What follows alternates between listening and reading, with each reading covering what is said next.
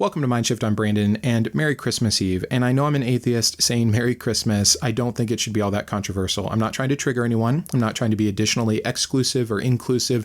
It's just the name of this particular holiday that is already a mixed bag of meaning and history and different ways that people celebrate it, etc. This is what most of the people in my life call it, and I'm just excited to get to spend time with them and love on them and have an additional reason to give them a gift and let them know how special they are to me. And I hope that many of you are getting that same opportunity. That being said, it is a holiday, which still means holy day, so we're really not making that much progress anyways, and I wanted to do a holiday episode. Now, as an atheist content creator, there is a plethora of things that I could have been covering for Christmas, but I want to focus on one that has bugged me even when I was a believer for the longest time, and that is the story of King Herod the Great killing all of the baby boys in Bethlehem and the surrounding area in an attempt to get to Jesus. We are going to look at this story from two angles in today's video. First, we're going to look at the most likely and realistic situation, which is that this did not happen.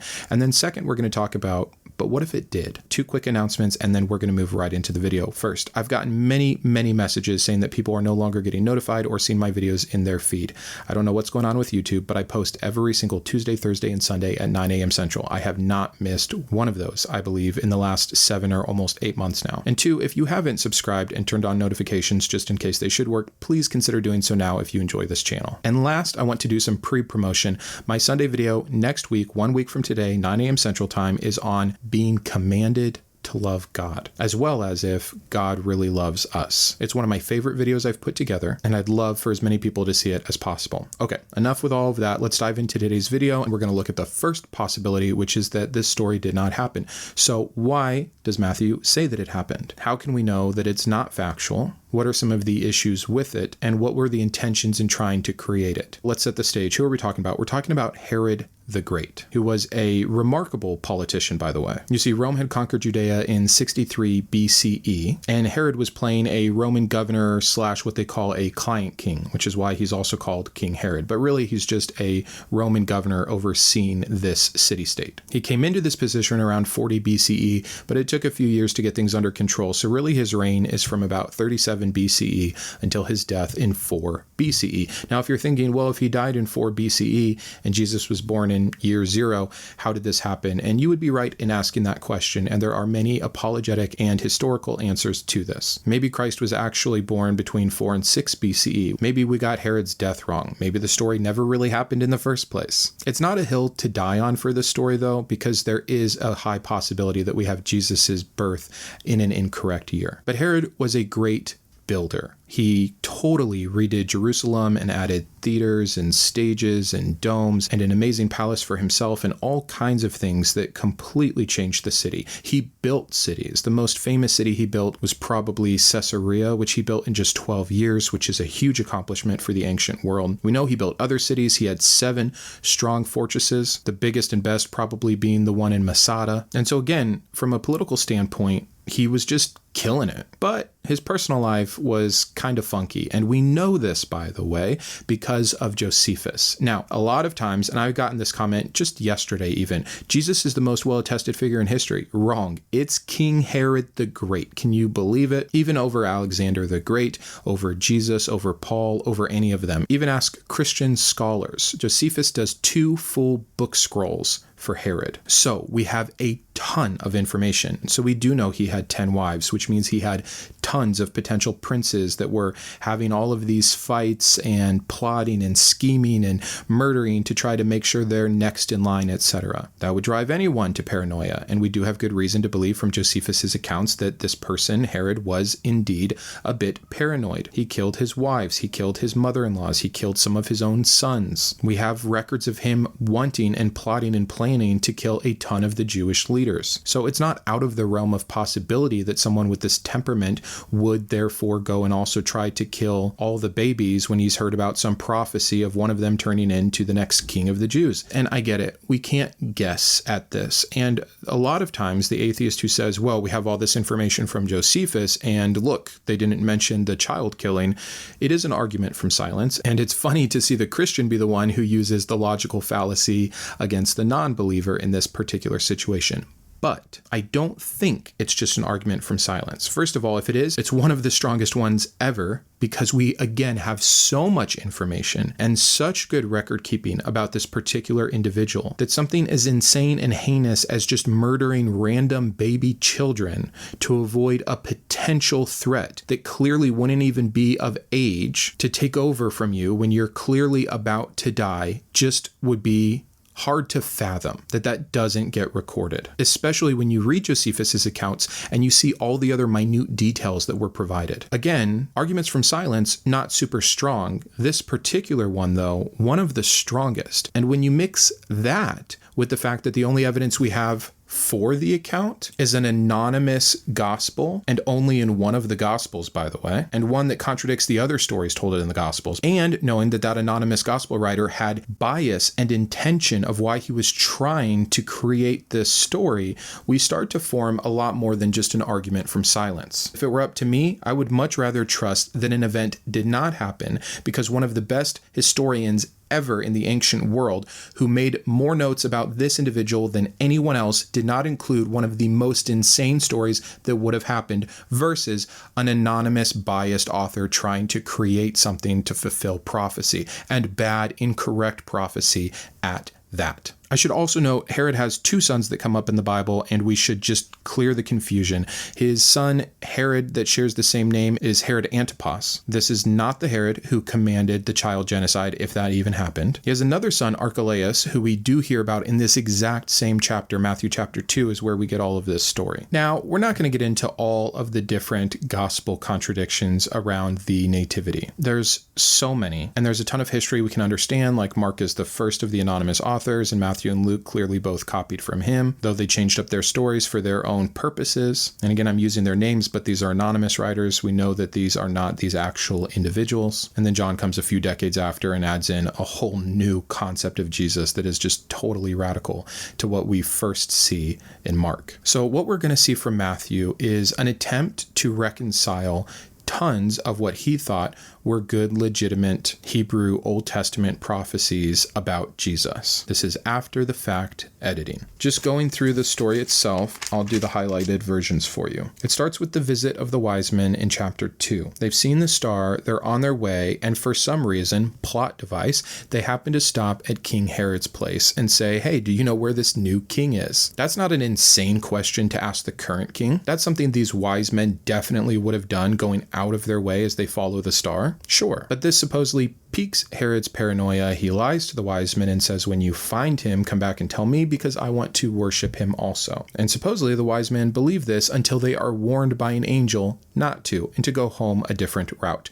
which raises Herod's suspicion. And so he asks all his council, where is this baby to be born? They reference the prophecies. So again, giving extra credit to the prophecy that Matthew is trying to build for us, and say, oh, he'll be born in Bethlehem. And this is where we get King Herod's order to kill all the baby boys in Bethlehem and the surrounding area. Now I'm going to read you this next part. This starts in 13. Now when they had departed, behold, an angel of the Lord appeared to Joseph in a dream and said, rise, take the child and his mother and flee to Egypt and remain there until I tell you, for Herod is about to search for the child to destroy him. And he rose and took the child and his mother by night and departed to Egypt. So that's the same day. The angel appears, and then they get up and they go to Egypt. By the way, here's an important part. Matthew does not hide his secrets well. He says, this was to fulfill what the Lord had spoken by the prophet. Out of Egypt I called my son. So we know that Jesus has to be both a Nazarene, born in Bethlehem, and come out of Egypt, if we are even considering some of these Old Testament prophecies to even be talking about Jesus. But Matthew does, and so he is working for a way to make it happen. He also wants to show Jesus as that next great Moses character. Moses has a similar baby escape story. It just becomes so very obvious how hard Matthew is trying to create this, and he's not done. But I want to point out one inconsistency that comes up with Luke that shows that this can't be real, and or the account in Luke can't be real.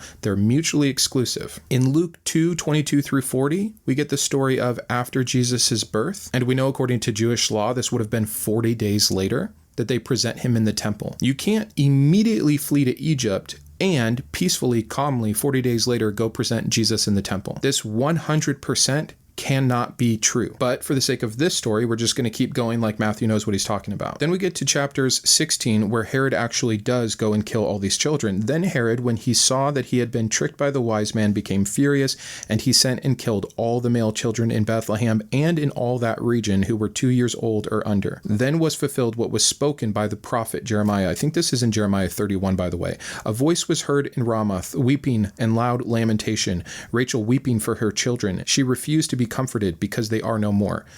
I'm so sorry. Can someone actually explain to me how in Jeremiah this Rachel has anything to do with her mourning over her dead children with all of the children of Bethlehem and the surrounding area hundreds of years later? Like, what a ridiculous try. This is why I think it's such an insane thing when Christians are like, well, if you look at probability, one man fulfilling all of these prophecies, it's impossible. So therefore, Jesus is real? No, look how concocted and twisted these prophecies are. And then the last one here is the return to Nazareth, which starts in verse 19.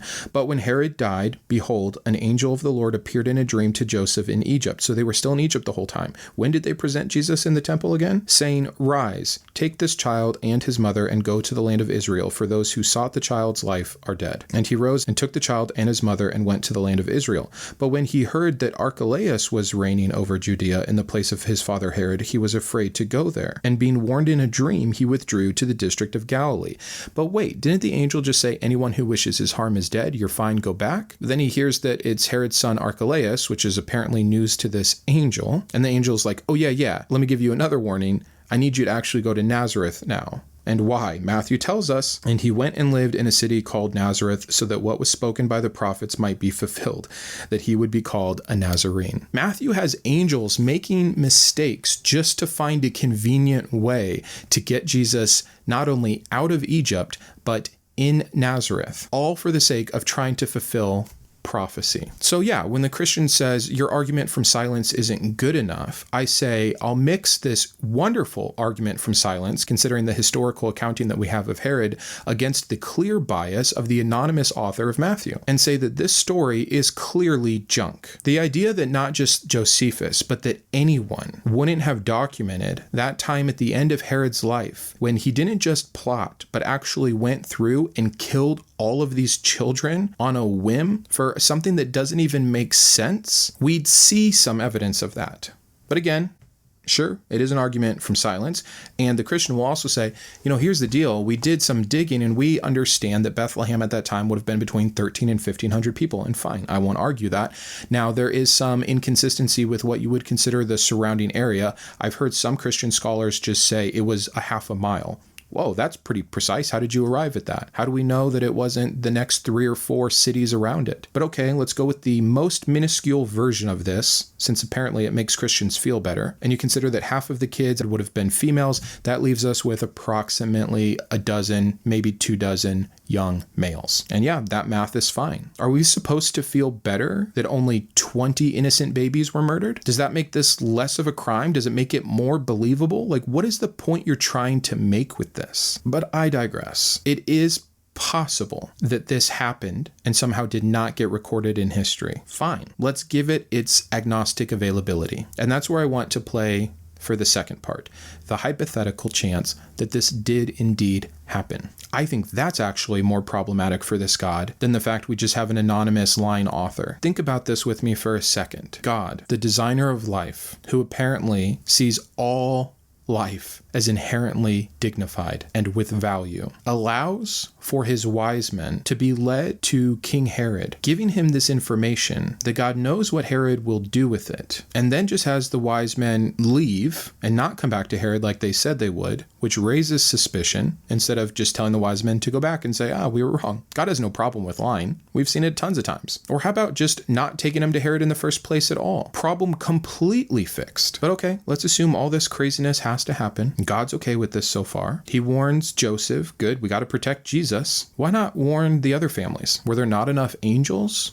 to send the message around? Or if we are going to interfere with the free will of man, how about an angel to go kill Herod? How about one to just soften Herod's heart or change his mind? But again, sorry, bear with me. Why does God not warn the other families? Where is their free will when God concocted all of this to fulfill prophecy, right? If you believe Matthew, you have to believe that God ordained these 20 baby boys to be murdered just so that that Jeremiah passage could get some credit. Is that worth those baby boys or the trauma to those families? They would technically be the first martyrs for the Christian religion, and yet they get almost no credit. If this story is true, we have a God that once again, par for the course, uses murder of innocent babies as a plot device, as a tool, as an answer to prophecy, and as scapegoats for his own son. We should be worshiping those little babies. We should be setting up 20 murdered babies in our nativities. But that's not the pretty part that we want to focus on and teach our children. We just want to talk about sweet baby Jesus. This is increasingly my problem with Christianity, is the insane lens with which we view these stories in the Bible. The editing that we do as we pass it down and make it palatable. Oh, and sure, once they're fully indoctrinated and they've been through the Christmas season and all the songs that say all the nice things, and they get gifts and special cookies and stay up late and watch movies and all the wonderful things that do indeed make Christmas a magical time of the year,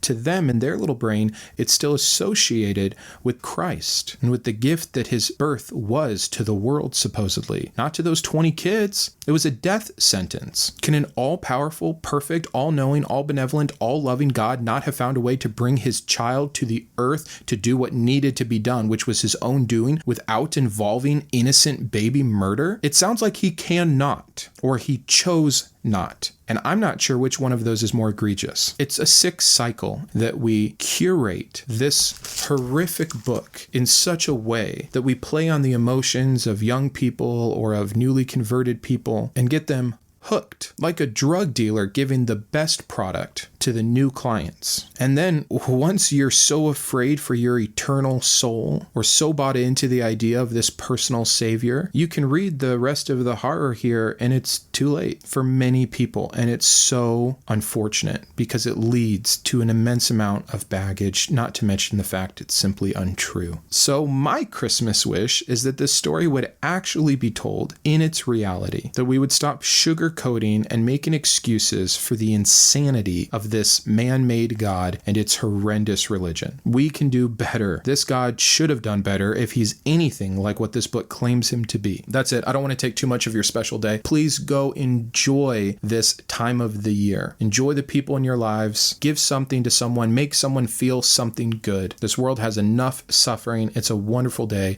to just love on somebody. So if you don't have someone in your life, go help a stranger. Go do anything other than sit around and reading this story and acting like it's something beautiful. We can create real beauty. I hope that maybe there's someone you can share this with, and I thank you for being here. I'll see you on Tuesday with another Tuesday Takedown, and until then, keep thinking. I wanted to personally thank my top tiers of support: my Iconoclast, GVI, Jacob, Jason, Joe, Oliver, and Shawn, my Humanist heroes, Jarrod, Karolina, and Kristi, my Atheist advocates, Anne, Elijah, Rokkit, Sparky, and Todd, as well as all of my secular scholar patrons. If you believe in the mission of this channel, or you just enjoy its content, please consider joining these fine patrons. Thanks, and have a great day.